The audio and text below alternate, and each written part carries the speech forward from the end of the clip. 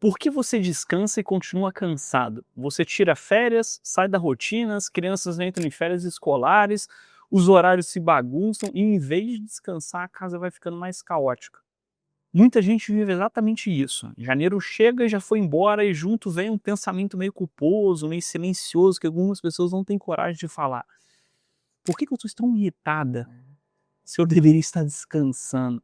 As crianças vão dormir mais tarde, acordam mais tarde, comem fora de hora, passam mais tempo nas telas, muitas vezes porque os pais precisam de um pouco de sossego. Isso aqui não é julgamento não, tá gente? Isso aqui é a realidade. E é disso que a gente vai tratar no vídeo de hoje. Mas antes, se inscreve no canal, deixa seu like, seu comentário, e se você gostar do vídeo, compartilhe.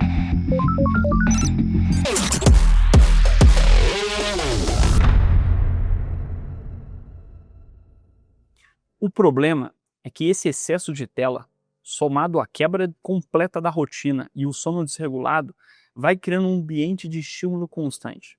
E o resultado vai aparecer muito rápido: irritabilidade, impaciência, pequenos desentendimentos e um grande cansaço mental. E aí vai acontecer algo curioso, né? A pessoa começa a contar os dias para que as férias acabem. Ela quer voltar para a rotina, não porque ela ama a rotina, mas porque o corpo e a mente, eles precisam de ordem. A gente falou sobre isso, né? Sobre ordem num outro vídeo. Dá uma olhada lá nesse vídeo depois. Isso já mostra algo muito importante. O problema não é a falta de descanso, é a confusão que a gente tem sobre o que realmente é descansar. A maioria das pessoas entende descanso como ficar à toa, parar tudo, deitar, ficar scrollando o celular, mexendo no celular, assistir algo que não tenha que pensar. Mas isso, do ponto de vista neurológico e do ponto de vista humano, não é descanso.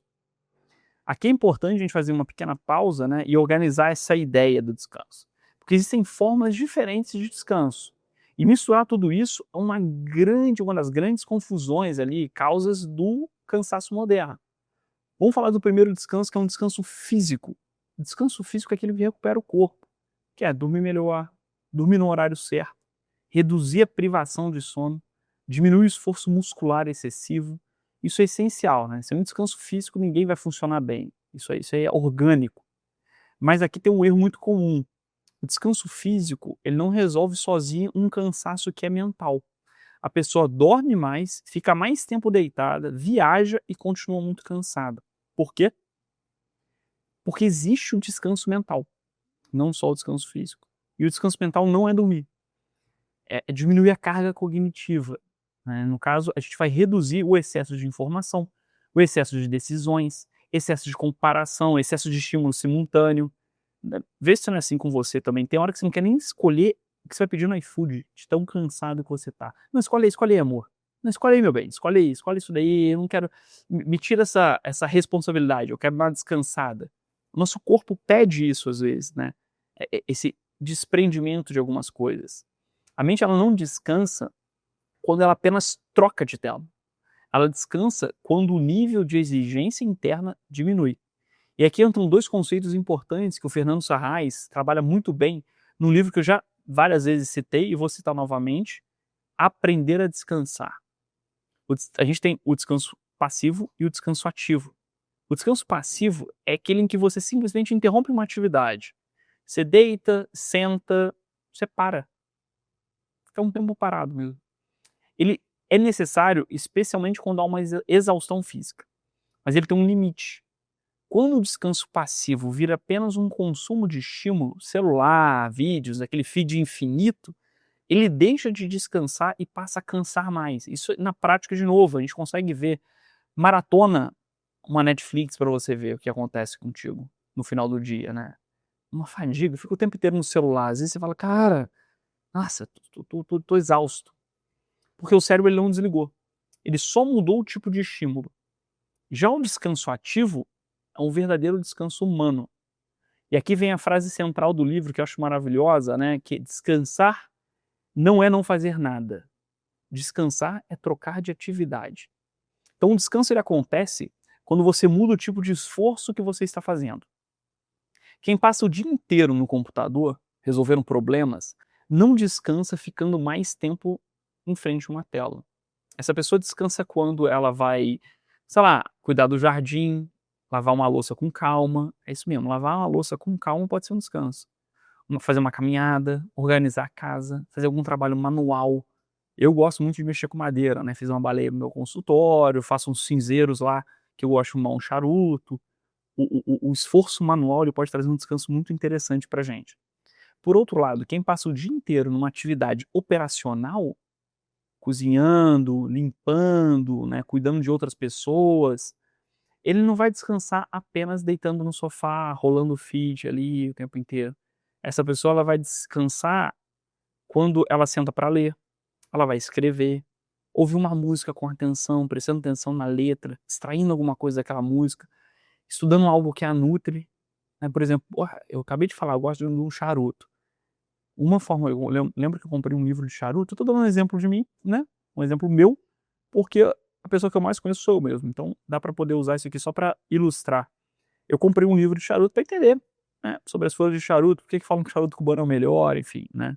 Então perceba o seguinte, em ambos os casos que a gente tá falando, o descanso ele acontece quando há uma mudança de eixo, do intelectual para o eixo manual e do manual para o eixo intelectual. O problema das férias modernas é que muitas vezes não existe a troca de atividade.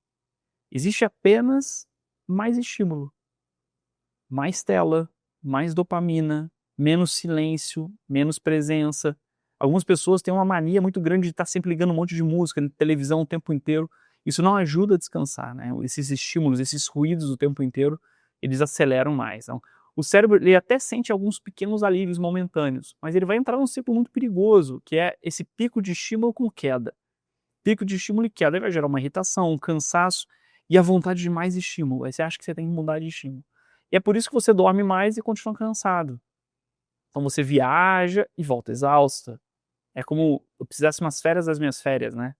Não porque as férias foram boas, intensas, mas foi cansativo, irritante, um briga, né? Descansa e não se sente descansado.